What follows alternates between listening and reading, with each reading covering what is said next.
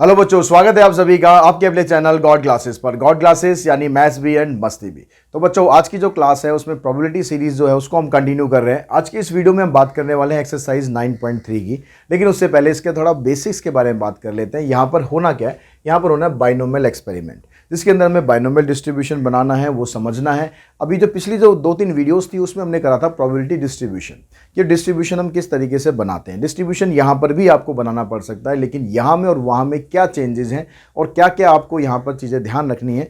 सबसे पहले हम यहाँ पर समझते हैं कि बाइनोमियल डिस्ट्रीब्यूशन है क्या। हमें पता कैसे चलेगा कि ये बाइनोमियल डिस्ट्रीब्यूशन से करना है या नॉर्मली प्रोबेबिलिटी डिस्ट्रीब्यूशन से करना है। तो उसके लिए आपको बाइनोमियल डिस्ट्रीब्यूशन की जो कंडीशंस है वो ध्यान में रखनी है। कहता है कि if random experiment consist of n trials, अगर उसके अंदर n नंबर ऑफ ट्रायल्स हैं, ठीक है, बाइनोमियल डिस्ट्रीब्यूशन के अंदर, then these trials are called Bernoulli trials. Bernoulli trials या बाइनोमियल एक्सपेरिमेंट दोनों एक दूसरे से रिलेटेड ही है ये। If they satisfy the following condition. अब यहाँ पर ये जो दो कंडीशंस जो आपको दे रखी है, उन कंडीशंस को ध्यान रखना है, उन कंडीशंस को समझना है। तो आप इजीली आइडेंटिफाई कर लोगे कि ये बाइनोमियल डिस्ट्रीब्यूशन से करना है या नॉर्मली प्रोबेबिलिटी डिस्ट्रीब्यूशन से करना है। हालांकि प्रोबेबिलिटी डिस्ट्रीब्यूशन आपको इसमें भी बनाना पड़ सकता है, जैसे हम टेबल वहाँ बनाते थे, टेबल यहाँ भी आपको बनानी पड़ सकती है। लेकिन इसमें बाकी चीज़ों में क्या फ़र्क है, क्या फ़र्क नहीं है, वो सब आपको समझ में आ जाएगा। ठीक है, अब यहाँ पर कह रहा है कि सबसे पहली बात जो सबसे पहली चीज़ आपको ध्यान रखनी है, कह रहा है n is finite and is defined before the experiment begins. यानी जब आप एक्सपेरिमेंट स्टार्ट करते हो ना, तो एक्सपेरिमेंट स्टार्ट करने से पहले ही आपको पता होना चाहिए कि आपको कितने नंबर ऑफ ट्रायल्स करने हैं। ठीक है, ये नहीं कि एक्सपेरिमेंट करने के बाद आप डिसाइड करोगे कि हमारे पास 4 टेल आ जाए, 5 टेल आ जाए, हम उसके बाद वहीं रोकेंगे। वो आपको पहले से क्लियर होना चाहिए कि आपको कहाँ पर स्टॉप करना है। दूसरी कंडीशन में क्या कहता है, each trial has only 2 possible outcome usually called success and failure. अब यहाँ पर सिर्फ 2 ही ट्रायल होंगे, या तो सक्सेस या फिर फेलियर। या जैसे आप समझ सकते हो, जैसे कोर्ट रूम ड्रामा आपने अक्सर देखे होंगे। कोर्ट रूम में एक बंदा आता है, अब उस बंदे से पूछा जाता है कि भाई गिल्टी और नॉन गिल्टी। तो 2 ही कंडीशन है, या तो गिल्टी है या नॉन गिल्टी है, और कोई वहाँ ऑप्शन ही नहीं है। ऐसे नहीं कि पार्शल गिल्टी है, पार्शल गिल्टी नहीं है, या तो गिल्टी है या फिर नॉन गिल्टी है। तो यहाँ भी आपके पास 2 ही केसेस बनेंगे, सक्सेस और फेलियर। ठीक है, या तो सक्सेस होगी या फेलियर होगी। उसके बाद जो तीसरी कंडीशन है, the result of any trial is independent of the result of all other trial. ये बहुत इंपॉर्टेंट चीज़ है यहाँ पर, कि जो रिजल्ट ऑफ ट्रायल होता है वो दूसरे ट्रायल से अफेक्ट नहीं होगा, इंडिपेंडेंट होगा। जो हमने प्रोबेबिलिटी डिस्ट्रीब्यूशन में पीछे 9.1 या 9.2 में क्वेश्चंस करे हैं, उसमें ज़्यादातर जो क्वेश्चन थे वो विदाउट रिप्लेसमेंट के थे। अब विदाउट रिप्लेसमेंट के अंदर क्या होता है कि एक ट्रायल दूसरे ट्रायल से अफेक्ट हो जाता है। सपोज आपके पास 5 बॉल है, ठीक है, टोटल बॉल 10 है, 5 आपके पास वाइट बॉल है, और वाइट बॉल में से आपने पहले वाइट बॉल निकाली तो प्रोबेबिलिटी बनेगी 5/10। अब क्योंकि वहाँ पर रिप्लेसमेंट नहीं है, जब आप अगली बॉल की प्रोबेबिलिटी निकालोगे वाइट की, तो वाइट बॉल अब रहेगी आपके पास 4, टोटल रहेगी 9, तो प्रोबेबिलिटी बनी 4/9। यानी जो पहले वाली बॉल निकली थी उसने अफेक्ट करा दूसरे वाले की बॉल की प्रोबेबिलिटी को। लेकिन बाइनोमियल डिस्ट्रीब्यूशन के अंदर ऐसा नहीं होगा। जो एक ट्रायल है वो दूसरे ट्रायल से अफेक्ट नहीं होगा। इसका सीधा सीधा मतलब क्या है कि यहाँ पर रिप्लेसमेंट वाले केसेस होंगे। मतलब आपको रिप्लेसमेंट करना है, विदाउट रिप्लेसमेंट नहीं करना है। दूसरी चीज, the probability of success P, success की जो प्रोबेबिलिटी है उसको हम P मानेंगे, does not change from trial to trial. वही चीज़ है जो थर्ड में हमने करा, ये भी वही चीज़ है कि जो सक्सेस की प्रोबेबिलिटी है ना, वो ट्रायल टू ट्रायल चेंज नहीं होगी। अगर आप वाइट बॉल को सक्सेस ले रहे हो तो वाइट बॉल की probability through out the trial, चाहे आपने 10 बॉल निकालनी हो, चाहे 5 बॉल निकालनी हो, चाहे 3 बॉल निकालनी हो, वो थ्रू आउट प्रोबेबिलिटी सेम रहनी चाहिए, तभी वो बाइनोमियल डिस्ट्रीब्यूशन का केस बनेगा। और वो प्रोबेबिलिटी सेम कब रहेगी, जब विद रिप्लेसमेंट होगा।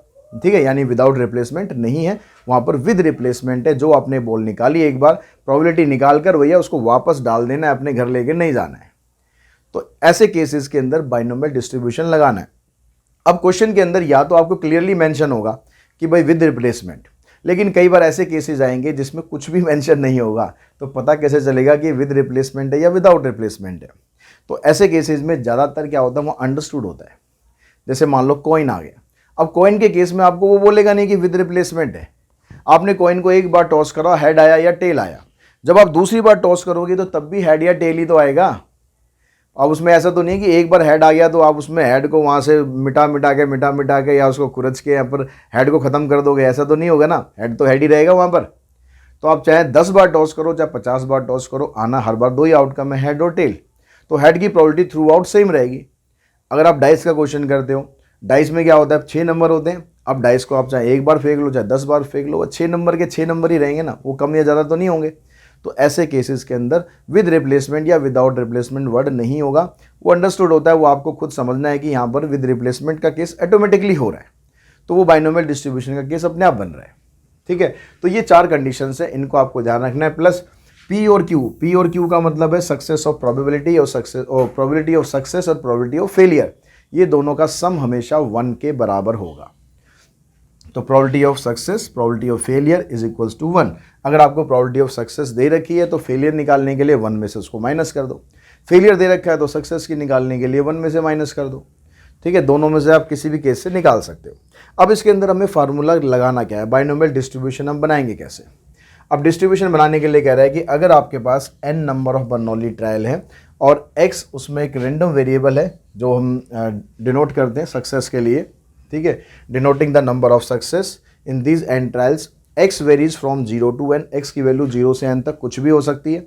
If p be the probability of success and q be the probability of failure, जो ऑलरेडी हम डिस्कस कर चुके हैं, so that p plus q equals to 1, then the probability of getting r success, अगर हमें उसमें से r नंबर ऑफ सक्सेस निकालनी है, ठीक है, and n minus r failure, अगर टोटल इवेंट आपके पास n है, अगर आप r सक्सेस को ले रहे हो तो n माइनस r तो ऑब्वियसली फेलियर बन गया, तो उसका जो डिस्ट्रीब्यूशन है वो क्या बनेगा, p x equals to r is equals to n c r p raise to power r q raise to power n minus r। N c r n total number of trial, r जितने भी आपको success निकालनी है, p की raise to power r, p का मतलब probability of success की power r कर देनी है, प्रोबेबिलिटी ऑफ फेलियर की पावर n माइनस r कर देनी है। तो इस तरह से हम बाइनोमियल डिस्ट्रीब्यूशन इसका निकालेंगे। क्वेश्चंस हम अभी कुछ करते हैं ताकि उससे आपको क्लियर हो जाए कि किस तरह से आपको ये क्वेश्चन अटेम्प्ट करने हैं। तो फर्स्ट क्वेश्चन देखते हैं। फर्स्ट क्वेश्चन में कहता है coin is toss 5 times, find the probability of getting at least 4 heads. आपने कॉइन को 5 बार टॉस किया। अब टॉस आप 5 बार करो, चाहे 10 बार करो, चाहे 20 बार करो, चाहे 50 बार करो, है तो ये बाइनोमियल डिस्ट्रीब्यूशन, क्योंकि यहाँ पर जब भी आप थ्रो करोगे हेड की प्रोबेबिलिटी सेम ही रहनी है। तो जो p आएगा, यानी जो x को हम रिप्रेजेंट करेंगे किसके, हेड के लिए, लेट x रिप्रेजेंट, क्योंकि इसी का आपको निकालना है यहाँ पर, तो ये हमारी सक्सेस है, नंबर ऑफ हेड। n की वैल्यू आपके पास 5 है, टोटल आप 5 बार टॉस कर रहे हो, p की वैल्यू 1/2 है और q की वैल्यू 1/2 है। कॉइन को तो आप जब भी करोगे p और q दोनों की वैल्यू 1/2 ही होगी, क्योंकि ये चेंज होगी नहीं। हाँ, अगर बायस्ड कॉइन है तो चेंज हो सकती है, बाकी किसी केस में चेंज नहीं होगी। फेयर कॉइन है तो आँख मीच के लिख दो 1/2, पर आँख मीच के लिखोगे कैसे, लिखने के लिए आँख तो खोलनी पड़ेगी ना, ठीक है, आँख खोल के लिखना। अब उसके बाद ये पहले वाला पार्ट है, उसमें कहता है कि एटलीस्ट 4 हेड। अब एटलीस्ट 4 हेड का मतलब है कि कम से कम 4 हेड। अब कम से कम का मतलब है कि 4 मिनिमम लिमिट है, 4 से ज़्यादा भी हो सकता है। तो x की वैल्यू कितनी हो सकती है आपके पास, 4 भी हो सकती है और 5 भी हो सकती है, 6 हो सकती है क्या। जब आप फेक ही थ्रो 5 बार रहे हो, ठीक है, थ्रो ही आप कॉइन को 5 बार कर रहे हो, तो x जो है वो 6 तो हो ही नहीं सकता है। नहीं, x का मतलब क्या है यहाँ पर, नंबर ऑफ हेड, तो वो 6 तो हो ही नहीं सकता। तो या तो ये केस बनेगा या फिर ये केस बनेगा। फार्मूला लगाओ दोनों में। फार्मूला था हमारे पास क्या, NCR वाला जो फार्मूला, ये अच्छी तरह याद कर लेना, ये पूरी एक्सरसाइज में यही चलेगा। तो n का मतलब है यहाँ पर 5 बार आप टॉस कर रहे हो, r की वैल्यू होगी 4, ठीक है, p मतलब सक्सेस, इसकी पावर यही आ जाएगी 4, फेलियर की आ गई 1, प्लस अब x इक्वल्स टू 5 लेंगे आप तो आएगा 5c5 1/2 की पावर 5, आगे करोगे 1/2 की पावर तो वो 0 ही आएगी। 5c4 को सॉल्व करेंगे तो 5 आया, 1/2 को पावर 4 है तो ये आ जाएगा 1/16 और 2 यहाँ पर है तो ये आ जाएगा 1/32 बन जाएगा। 5c5 हो जाएगा 1, ये हो गया 1/32, ये हो जाएगा 1, तो ये आएगा 5/32, उधर से आया 1/32, यानी बनेगा 6/32 और 2 से कैंसिल करके बनेगा 3/16। तो फर्स्ट का तो आंसर आ गया हमारा 3/16। तो इसका सेकंड पार्ट है, उसमें कह रहा है एटमोस्ट 4 हेड। तो एटमोस्ट का मतलब होता है कि ज़्यादा से ज़्यादा 4 हेड। अब ज़्यादा से ज़्यादा का मतलब कितना हो सकता है, मिनिमम, ये ज़्यादा की लिमिट दी रखी है, मिनिमम कहाँ तक जाएगा, मिनिमम 0 तक आ सकता है कि एक भी हेड नहीं आया भाई, सीधी बात खत्म। तो यहाँ पर आपके पास P0 से लेकर P1, P2, P3, P4, 4 तक ही जा सकता है बस, कि उसने ज़्यादा की लिमिट दे रखी है, ज़्यादा से ज़्यादा 4 हेड। अब एक तरीका तो ये कि हम इन सब के अंदर फार्मूला लगाएं, सबको सॉल्व करें, या फिर दूसरा छोटा तरीका भी है। छोटा तरीका क्या है, ये हमें पता है कि कोई भी जब एक्सपेरिमेंट करते हैं तो उसके जितने भी एलिमेंट्री इवेंट आते हैं उनकी प्रोबेबिलिटी का सम किसके बराबर होता है, वो 1 के बराबर होता है। तो यहाँ पर कौन सा इवेंट रह गया है, सिर्फ एक इवेंट 5 ही तो रह गया ना। तो अगर मैं इसको ऐसे कर दूँ, P0, P1, P2, P3, P4, P5, तो इन सब का सम किसके बराबर होगा, 1 के बराबर होगा। तो हमें जो वैल्यू निकालनी है वो यहाँ से यहाँ तक की निकालनी है। तो हम ऐसे निकालने की बजाय हम ऐसे भी तो कर सकते हैं, इसको उधर ले जाते हैं, 1 माइनस P5, तो ये इसके बराबर ही तो बनेगा। तो यानी ये सारा निकालने के बजाय आप इसको कर दो 1 माइनस P5। अब यहाँ पर P5 की वैल्यू देखो आपकी कितनी थी, 1/32, तो सीधा आप यहाँ पर पुट कर दो, एलसीएम लेके सॉल्व करेंगे, आ जाएगा 31/32। तो इस तरह से ये फार्मूला आपको लगाना है और क्वेश्चन ऐसे सॉल्व करने हैं। नेक्स्ट क्वेश्चन पे चलते हैं। क्वेश्चन नंबर 2 आ जाओ भाई। सेकंड क्वेश्चन में कह रहा है कि यहाँ भी कॉइन है, 6 बार हमने टॉस करा है। What is the probability of getting exactly 4 head. Exactly 4 head का मतलब है सीधा x की जगह आपको 4 रखना है, r की जगह 4 रखना है, ठीक है। एटलीस्ट 4 हेड, एटलीस्ट का मतलब है कि कम से कम 4 हेड। तो उसी तरीके से आप क्वेश्चन करेंगे स्टार्ट। अब क्योंकि कॉइन आप टॉस कर रहे हो, 6 बार टॉस कर रहे हो, तो n की वैल्यू 6 है, p की वैल्यू 1/2, q की वैल्यू भी 1/2। तो पहले कहता है कि भाई आपको निकालना है एग्जैक्टली 4 यानी P4 निकालना है। तो 6C4 1/2 की पावर 4 और 1/2 की पावर 6 माइनस 4 यानी 2। एक बार ये पावर रखनी है जो नीचे लिखोगे, एक बार इन दोनों को माइनस करके लिखना है। 6C4 को अगर हम सॉल्व करते हैं तो ये बनता है 15, ये हो गया 1/16, ये आ गया 1/4, तो आंसर आया 15/64। ठीक है, ये तो हमारे पास आंसर आ गया एग्जैक्टली 4 हेड का। अब चाहिए में एटलीस्ट 4 हेड। एटलीस्ट 4 हेड के लिए फिर वही करेंगे आप, P4 निकालना है, P5 निकालना है और यहाँ पर 6 तक जाना है क्योंकि 6 बार टॉस हो रहा है। तो P4 की वैल्यू तो आप निकाल ही चुके हो, 15/64, दोबारा निकालने की ज़रूरत नहीं है। P5 की निकालेंगे 5C5 1/2 की पावर 5 और 1/2 की पावर सॉरी यहाँ पर आएगा 6 में से 5 माइनस करेंगे 1, यहाँ पर आ जाएगा 6 1/2 की पावर 6। तो ये तो आपके पास 15/64 है ही। 6C5 को सॉल्व करेंगे, 6 आ गया और नीचे ये 64 ही आएगा। यहाँ पर 6C हो गया 1, नीचे यहाँ भी 64 आएगा। 15 + 6 21 + 1 22/64, कैंसिल करोगे 2 से तो आंसर बनेगा 11/32। उसके बाद अगर हम नेक्स्ट क्वेश्चन की बात करें, नेक्स्ट क्वेश्चन नंबर 3। अब थर्ड में कहता है कि x denote the number of head in a single toss of A 4 fair coin. अगर आपने 4 फेयर कॉइन को टॉस किया या एक कॉइन को 4 बार टॉस किया, बात दोनों सेम ही है, तो n की वैल्यू आपके पास 4 है और कॉइन है तो p की वैल्यू 1/2 है, q की वैल्यू भी 1/2 है। अब पहले वाले केस में कह रहा है x = 3। ऐसे लिख लो x = 3 या सिंपल ऐसे P3 लिखोगे, बात दोनों एक ही है, ठीक है। कई जगह मैं ऐसे लिख दूंगा तो उससे कंफ्यूज होने की ज़रूरत नहीं है। तो ये बना 4C3 1/2 की पावर 3 और 1/2 की पावर 1।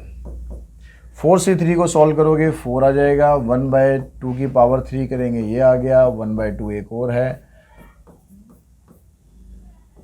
तो ये आ जाएगा आपके पास 1/4, ठीक है। उसके बाद सेकंड पार्ट, सेकंड में कहता है लेस देन 2।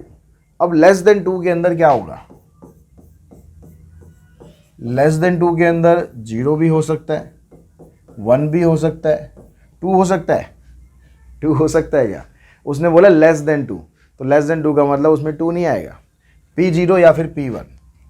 तो P0 निकालते हैं, कॉइन कितनी बार टॉस हुआ था, 4 बार, 4C0, 1/2 की पावर 0, फिर 1/2 की पावर 4, 4C1, 1/2 की पावर 1 और 1/2 की पावर 3।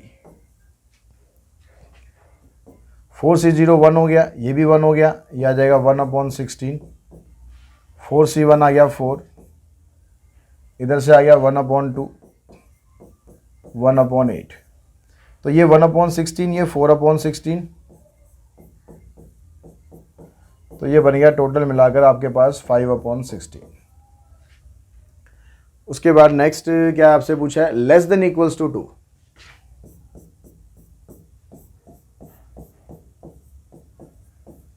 दो या उससे छोटा, तो 2 या उससे छोटा तो उसमें P0 आएगा, P1 आएगा और P2 भी आएगा। तो P0 की वैल्यू तो आपने निकाली थी 1/16, P1 की वैल्यू 4/16 निकाल रखी है, P2 की निकाल लेते हैं, 4C2, 1/2 की पावर 2 और 1/2 की पावर 2। तो इन दोनों को सॉल्व करके बन गया 5/16 प्लस यहाँ से 4C2 को सॉल्व करेंगे तो बनेगा 6 और नीचे आपका 16 ही आएगा सॉल्व करके, तो ये बनेगा 11/16। उसके बाद रह गया हमारे पास फोर्थ पार्ट। फोर्थ में कह रहा है कि P x is greater than 1 less than equals to 3, कि x की वैल्यू 1 से तो बड़ी है लेकिन 3 से छोटी है या उसके बराबर है। तो यानी आपको P की वैल्यू 2 ले सकते हो, 3 ले सकते हो, 1 नहीं ले सकते क्योंकि 1 से तो बड़ी होनी चाहिए, ठीक है। 3 ले सकते हो क्योंकि 3 के इक्वल दिया हुआ है साइन, ऐसे दिया हुआ है ना, हाँ। तो P2 की वैल्यू हमने निकाली थी यहाँ पर 6/16, P3 की हमने यहाँ निकाल रखी है कितनी, 1/4। एलसीएम लेके सॉल्व कर दो, 10/16 यानी 5/8। चेक कर लो एक बार सारे आंसर, 1/4, 5/16, 11/16 और 5/8। तो क्वेश्चन नंबर 4 में कहता है कि 10 कॉइन आर टॉस्ड, 10 कॉइन को टॉस किया गया। अब 10 कॉइन को टॉस किया गया या एक कॉइन को 10 बार टॉस किया गया, बात दोनों सेम ही रहेंगी। तो n की वैल्यू आपको मिल गई यहाँ पर 10। अब कह रहा है कि what is the probability of getting at least 8 head, कि कम से कम 8 हेड होने चाहिए। तो जब कॉइन को हम टॉस करते हैं तो P की वैल्यू 1/2 रहती है, Q की वैल्यू भी 1/2 रहती है। अब एटलीस्ट 8 का मतलब हो गया कि कम से कम 8 हेड होने चाहिए। तो कम से कम की लिमिट आपको दे रखी है, मतलब P8 आप निकाल लो, P9 निकाल लो और P10 निकालो, ठीक है। क्योंकि कम से कम 8 की लिमिट दी है तो 8 भी हो सकते हैं, 9 भी हो सकते हैं और फिर 10 भी हो सकते हैं। तो अब यहाँ पर आप फार्मूला लगा दो, तो 10C8 1/2 की पावर 8 एंड 1/2 की पावर 10 में से 8 माइनस करेंगे, आ गया 2। यहाँ पर आ जाएगा 10C9 1/2 की पावर 9 और 1/2 की पावर 1। फिर इधर आएगा 10C10 1/2 की पावर 10। आगे कर लिखने की ज़रूरत नहीं क्योंकि पावर 0 हो जाएगी, 10 में से 10 माइनस करेंगे तो। अब यहाँ पर देखो 10C8 को सॉल्व करोगे तो बनेगा 45। यहाँ पर 1/2 की पावर 8 है, इधर 1/2 की पावर 2 है, तो यानी 1/2 की पावर बनेगी 10 और 2 की पावर 10 होता है 1024। 10C9 को सॉल्व करेंगे तो 10 आएगा और यहाँ पर तो यही आएगा नीचे। 10C10 को सॉल्व करेंगे 1 आएगा और नीचे ही आ गया। अब डिनोमिनेटर तीनों का देखो सेम आ रहा है, तो ये 45/1024 है। कुछ काटने की ज़रूरत अभी है नहीं, जो भी काटना पीटना है इसको लास्ट में करना आप। और 45 और 10 55 प्लस 1 56 अपॉन में 1024। 4 से आप इसे काट लो, 8 से भी कट जाएगा, 8 से काटेंगे तो ये आ जाएगा और 8 से इसको काटेंगे तो 8 एकम 8, 2 बचेंगे, 8 दूनी 16, तो ये आ जाएगा 7/128, ठीक है। उसके बाद नेक्स्ट क्वेश्चन देखते हैं। नेक्स्ट क्वेश्चन में अब यहाँ पर कॉइन से हटके कुछ और डिफरेंट क्वेश्चन आए, अभी तक सारे कॉइन के क्वेश्चन चल रहे थे। अब कह रहा है कि 4 cards are drawn 1 by 1 with replacement. अब यहाँ पर कार्ड का क्वेश्चन आया तो इसने वर्ड आपको दे दिया रिप्लेसमेंट। जब तक कॉइन के क्वेश्चन चल रहे थे कुछ नहीं बोल रहा था, तो वो आपको खुद समझना था कि वो रिप्लेसमेंट हो रही है।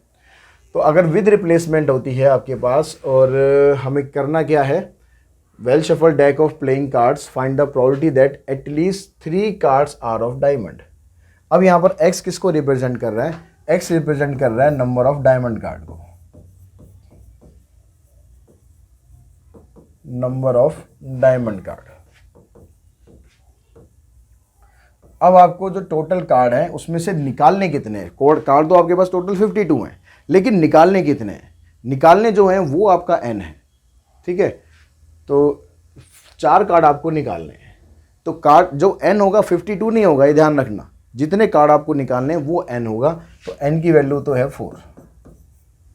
अब x की वैल्यू आपको क्या लेनी है, x की वैल्यू कह रहा है कि भाई एटलीस्ट 3 कार्ड्स आर डायमंड, कि कम से कम 3 कार्ड डायमंड के होने चाहिए। तो कम से कम 3 कार्ड का मतलब हो गया कि x की वैल्यू 3 आपको लेनी है और 4 लेनी है, क्योंकि कार्ड तो 4 ही निकालने ना, उसमें कम से कम 3 डायमंड के होने चाहिए, तो P3 और P4 ये आपको फाइंड करना है। अब उसके लिए P और Q की जरूरत पड़ेगी, तो P मतलब प्रोबेबिलिटी ऑफ सक्सेस। सक्सेस क्या है यहाँ पर, सक्सेस है डायमंड कार्ड। डायमंड के कार्ड कितने होते हैं, कार्ड खेलते हो नहीं खेलते हो, थोड़ा बहुत खेल लिया करो ताकि कार्ड की नॉलेज हो जाए, ठीक है, लत नहीं बनाना, लेकिन हाँ खेलो, दिमाग का खेल होता है, कभी कभी खेलो। तो जो डायमंड कार्ड होते हैं, डायमंड कार्ड होते हैं आपके 13, ठीक है, डायमंड, स्पेड, क्लब, और एक और होता है, कौन सा होता है, स्पेड हो गया, क्लब हो गया, डायमंड हो गया, हार्ट हो गया, ठीक है। तो आपके पास ये 4 टाइप के कार्ड होते हैं, डायमंड कार्ड होते हैं आपके पास 13, तो 13/52, यानी आप लिख सकते हो 1/4। P अगर 1/4 है तो Q आ जाएगा 3/4, क्योंकि P और Q दोनों का सम 1 के बराबर होना चाहिए।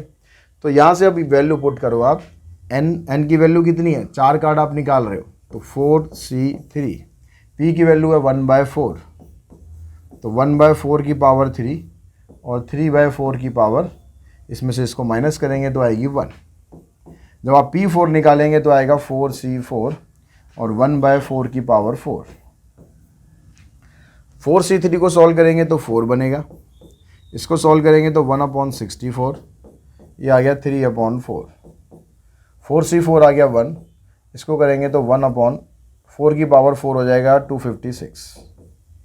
अब यहाँ पर आ जाएगा 4 3 जा 12, इस 4 को इस 4 से मत काटो, कोई फ़ायदा नहीं होगा, 12/256, क्योंकि अब डिनोमिनेटर आपका सेम हो गया, आपको एलसीएम वेलसीएम कुछ नहीं लेना, सीधा ऐड कर देना है, 13/256, ये आपका आंसर आएगा, ठीक है, चेक कर सकते हैं आंसर।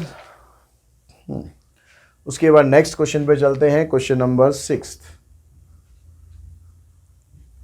6 में कहता है कि कॉइन इज टॉस 4 टाइम्स, फिर दोबारा कॉइन पर आएगा घुमा फिरा कर, ठीक है, कॉइन को 4 बार टॉस किया तो n 4 आ गया। If n is the number, x is the number of head observe, ये आपके पास x हो गया।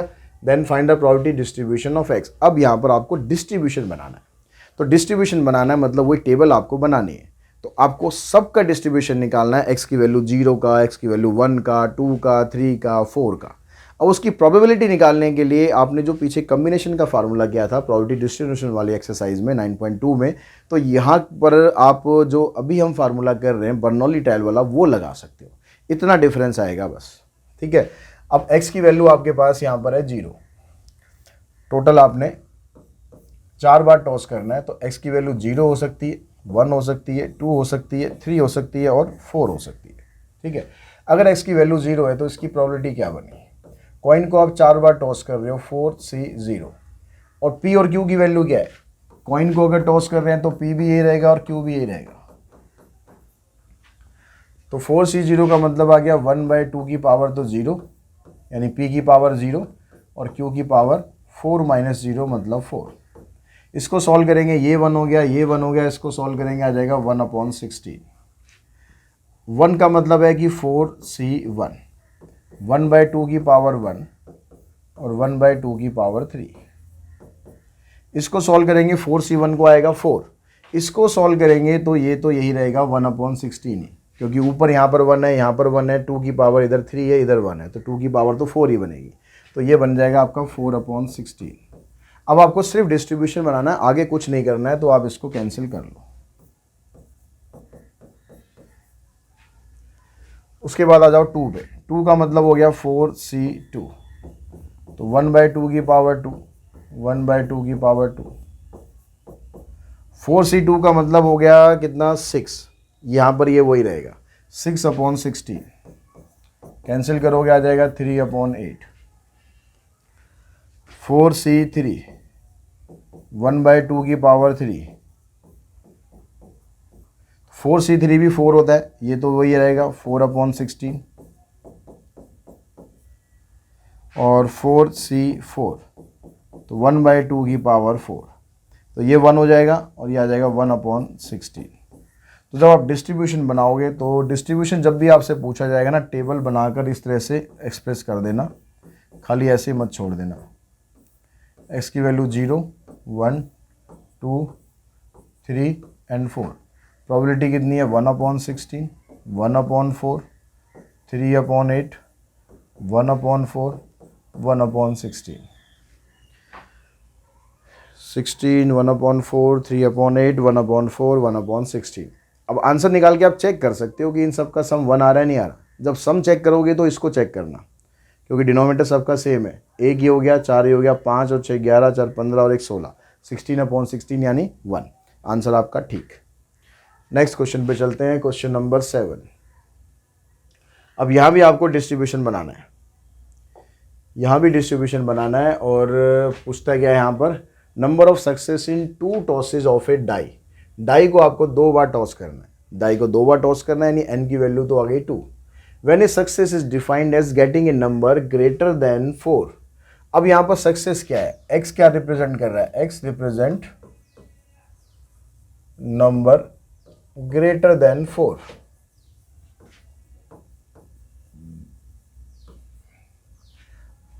अब ग्रेटर देन 4 नंबर आपका कब कब हो सकता है, ठीक है, जब आपने कॉइन को डाइस को 2 बार टॉस किया। जब आप दोनों नंबर निकालोगे तो हो सकता है कि दोनों में से एक बार भी ऐसा हो कि नंबर आपका 4 से बड़ा ना आए, ठीक है, ऐसा भी हो सकता है। या हो सकता है कि एक बार नंबर 4 से बड़ा आ जाए, या फिर ऐसा हो सकता है कि एक बार दोनों बार नंबर 4 से बड़ा आ जाए। तो दोनों केस हो सकते हैं। अब इसको आप सैंपल स्पेस बना के भी कर सकते हो, लेकिन हम बर्नौली ट्रायल से कर रहे हैं तो हम उसी से करते हैं। तो आपके पास n की वैल्यू कितनी होगी, आपने 2 बार टॉस किया। अब जो प्रोबेबिलिटी है कि जब आप डाइस को थ्रो करते हो तो नंबर 4 से बड़ा अगर आता है तो क्या आ सकता है, 4 से बड़ा 5 भी आ सकता है और 4 से बड़ा 6 भी आ सकता है, यानी 2 पॉसिबिलिटीज़ हैं जब आप 4 से बड़ा नंबर ला सकते हो। तो p की वैल्यू क्या बनेगी, यानी प्रोबेबिलिटी ऑफ सक्सेस क्या बनेगी, ये आ जाएगा 2/6 और फेलियर आ गया आपके पास 2/3। तो जब हम x की वैल्यू 0 ले रहे हैं तो x की वैल्यू 0 का मतलब है कि दोनों बार में से एक हर बार ऐसा हुआ है कि नंबर 4 से बड़ा नहीं आया। तो मतलब प्रोबेबिलिटी क्या बनी आपकी, 2 बार हमने टॉस किया, 2c0 1/3 की पावर 0, 2/3 की पावर 2, ये p की पावर 0, ये q की पावर n-r यानी 2-0। तो 2c0 करोगे 1 आएगा, ये भी 1 आएगा, ये आ जाएगा 4/9। अगर 1 आता है, 1 का मतलब है कि एक बार तो 4 से बड़ा आ रहा है लेकिन एक बार नहीं आ रहा है, तो हम क्या करेंगे उसमें 2c1, तो 1/3 की पावर 1, 2/3 की पावर भी 1, तो 2c1 तो 2 आ गया, इधर से 1/3 और इधर से 2/3, तो ये आ गया 4/9। अगर दोनों बार ही 4 से बड़ा आ जाए तो इसका मतलब हो गया 2c2 और 1/3 की पावर 2, तो 2c2 हो जाएगा 1 और ये हो गया 1/9, तो ये बन गया 1/9। अब देखो 4 ये 4 है 8 हो जाएगी 9 9/9 यानी आंसर आ गया आपका 1। ठीक है, अब इसको टेबल में डाल के छोड़ देना, ये आपका आंसर आ जाएगा। क्वेश्चन नंबर 8 में आपको यहाँ भी डिस्ट्रीब्यूशन ही बनाना है of number of doublet. Number of doublet क्या होते हैं, डबलेट क्या होते हैं, डबलेट होते हैं जब आप डाइस को थ्रो करते हो पेयर को, ठीक है, 2 डाइस को इकट्ठे थ्रो करते हो तो जब सेम नंबर आते हैं उसको बोलते हैं डबलेट। तो डबलेट होते कितने हैं टोटल, 1 1 2 2 3 3 4 4 5 5 6 6, तो 6 डबलेट होते हैं। तो अगर हम प्रोबेबिलिटी ऑफ सक्सेस ले यहाँ पर, तो ये आएगा 6/36। 36 कहाँ से आया? जब भी हम डाइस के पेयर को थ्रो करते हैं तो टोटल इवेंट बनते हैं 36। तो इसकी प्रोबेबिलिटी आ गई 1/6 और क्यू आ जाएगा आपके पास 5/6। अब हम पेयर को कितनी बार फेंक रहे हैं? 3 throw of a pair of die. 3 throw मतलब n की वैल्यू आ गई 3। अब निकालना क्या है? आपको डिस्ट्रीब्यूशन बताना है। तो डिस्ट्रीब्यूशन बताने का तरीका हमारे पास है ही अब, कि हम x की वैल्यू 0 लेंगे, 1 लेंगे, 2 लेंगे और 3 लेंगे। तो 0 का मतलब आया 3C0। p की वैल्यू क्या है? 1/6, इसकी पावर 0, 5/6 की पावर 3। तो ये भी 1, ये भी 1, 5 की पावर 3 करेंगे, 1 2 5 6 की पावर करेंगे तो 2 1 6। 1 का मतलब आ गया 3C1, 1/6 की पावर 1 और 5/6 की पावर 2। तो 3C1 तो आ गया 3, ये आ गया 1/6, आ जाएगा 25/36, यानी बनेगा 75/216। 2 का मतलब हो गया 3C2, 1/6 की पावर 2, 5/6 की पावर 1। तो 3C2 को सॉल्व करेंगे तब भी 3 रहेगा। 1/6 का स्क्वायर 5/6, तो ये बन गया 15/216। 3 का मतलब आ गया कि तीनों बार आपके पास डबलेट आ रहा है, तो 1/6 की पावर आ गई 3। ये 1 हो गया, ये आएगा आपके पास 1/216। तो ये इसका डिस्ट्रीब्यूशन बनेगा। क्वेश्चन नंबर कौन सा है? 8, 125, 75, 15 और 1। उसके बाद जो नेक्स्ट क्वेश्चन है उसके अंदर भी आपको डिस्ट्रीब्यूशन ही फाइंड करना है। तो डिस्ट्रीब्यूशन हम फाइंड करते हैं क्वेश्चन नंबर 9 में। From a well shuffled pack of 52 cards, 3 cards are drawn 1 by 1 with replacement. यहाँ पर अब कार्ड का क्वेश्चन आ गया तो रिप्लेसमेंट वर्ड इसने दे दिया। ठीक है, 52 कार्ड है, 3 कार्ड आपको निकालने हैं। तो 3 कार्ड निकालने का मतलब है n की वैल्यू आ गई 3। कार्ड कौन से निकालने हैं? Number of queen. क्वीन कितनी होती है टोटल? 4 क्वीन होती है ना। तो p की वैल्यू कितनी बनेगी? 4/52 और q कितना आ जाएगा? 12/13। प्रोबेबिलिटी डिस्ट्रीब्यूशन बनाना है, तो वही x की वैल्यू 0, एक भी क्वीन नहीं आई। 1 का मतलब एक क्वीन, 2 का मतलब 2 क्वीन और 3 का मतलब तीनों के तीनों क्वीन आ गए। तो px निकालो, 3C0, 1/13 की पावर 0, 12/13। तो 12 का अगर आप क्यूब करोगे तो आएगा 1728 और इसका आएगा 2197। यहाँ पर 1 आएगा, ये भी 1 आएगा, तो बस यही बचेगा आपके पास। 1 का मतलब हुआ 3C1, 1/13 की पावर 1, 12/13 का स्क्वायर। तो वही 3C1 3 आ गया, 1/13, 12 का स्क्वायर आएगा 144, नीचे आएगा 13 का स्क्वायर। तो इसको मल्टीप्लाई करोगे 432, नीचे वही आएगा 2197। उसके बाद नेक्स्ट देखो, नेक्स्ट में आएगा 3C2, 1/13 की पावर 2, 12/13। 3C2 भी 3 आएगा, 1/13 का स्क्वायर करोगे तो 169, 12/13 यानी 36/2197। 3C3, 1/13 की पावर 3, 3C3 आ जाएगा 1 इंटू 1/2197। तो ये इसका डिस्ट्रीब्यूशन आया। क्वेश्चन नंबर 10 में अब कहता है कि आपके पास एक अर्न है जिसके अंदर 5 वाइट बॉल हैं और 3 ब्लू बॉल हैं। If 2 balls are drawn 1 by 1, 2 ball निकालनी है आपको, यानी n की वैल्यू 2 है। Then find the probability distribution of number of white ball. x क्या है यहाँ पर? White ball. तो प्रोबेबिलिटी ऑफ सक्सेस क्या बनेगी? वाइट बॉल है आपके पास 5, टोटल बॉल है आपके पास 8, तो q क्या बन जाएगा? 3/8। अब इसका भी डिस्ट्रीब्यूशन बनाना है, x की वैल्यू 0 1 2। 0 का मतलब एक बॉल भी वाइट नहीं आएगी, 1 का मतलब एक वाइट और 2 का मतलब दोनों की दोनों वाइट। तो अब यहाँ पे क्योंकि रिप्लेसमेंट वाला केस है, ठीक है, यहाँ लिखा है ना विद रिप्लेसमेंट, ये लिखा हुआ, तो 2c0 5/8 की पावर 0 3/8 की पावर 2, तो ये भी 1 ये भी 1, 3 का स्क्वायर आ गया 9, 8 का आ गया 64।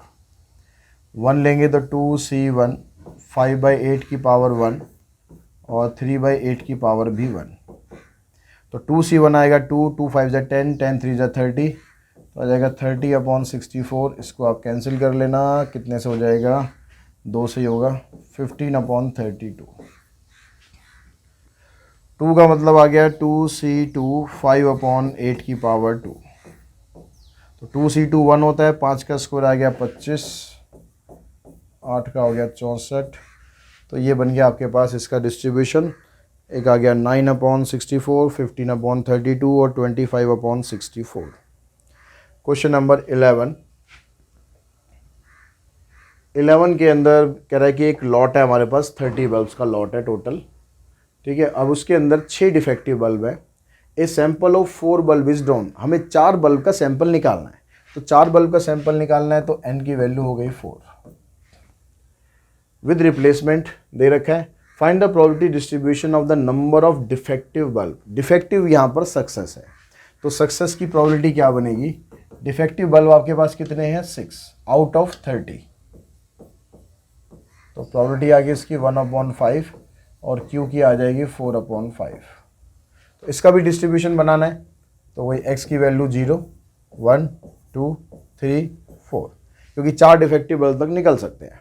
अब यहाँ से आप निकालो px, तो वही 4c0 1/5 की पावर 0 4/5 की पावर 4, ये भी 1 ये भी 1, 4 की पावर 4 करते हैं तो आ जाएगा कितना 256, और 5 की पावर 4 करेंगे आ जाएगा 625। 4c1 1/5 की पावर 1 और 4/5 की पावर 3, 4c1 करेंगे 4 आएगा और 4 की पावर 3 मतलब 64 इंटू 4, ये भी आ जाएगा 256/625।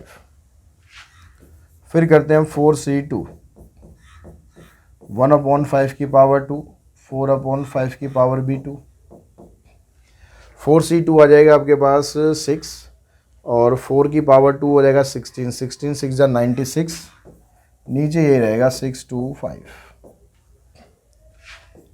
4c3 1/5 की पावर 3 4/5 की पावर 1, तो 4c3 आ गया 1 सॉरी 4 इधर आ गया, 4 ये है 16, नीचे रहेगा 625। 4c4 ये भी 1, ये ऊपर तो 1 है ही, तो 1/625, ठीक है, चेक कर लो 256 256 96 16 और 1। तो ये हमारे क्वेश्चन नंबर हो गए 11। आज की इस वीडियो के अंदर ये 11th क्वेश्चन तक करते हैं, अभी 22 क्वेश्चंस है, 11 क्वेश्चन अभी बाकी और है, तो उसको नेक्स्ट पार्ट में करते हैं। तब तक आप ये सारे क्वेश्चन प्रैक्टिस करो और इससे रिलेटेड जो एग्जांपल्स हैं उनको भी करने की कोशिश करो। आज की इस वीडियो में इतना ही। Thanks to all of you.